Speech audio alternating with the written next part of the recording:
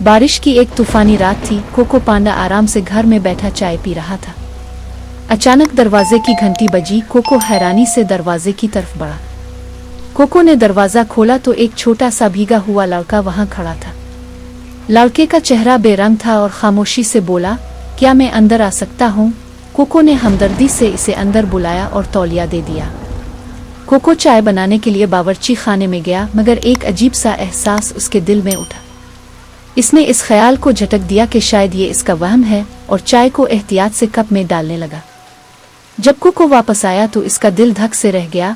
लड़का गायब था और उसकी जगह एक खौफनाक भूत खड़ा मुस्कुरा रहा था। इसकी आंखें चमक रही थी। घबराहट में कोको ने झाड़ू उठाया और भूत को मारना शुरू कर दिया। चिल्लाते हुए बोला, निकल जा, तुम यहाँ खुश आमदीद नहीं हो। भूत कोको की जुर्रत देखकर घबरा गया।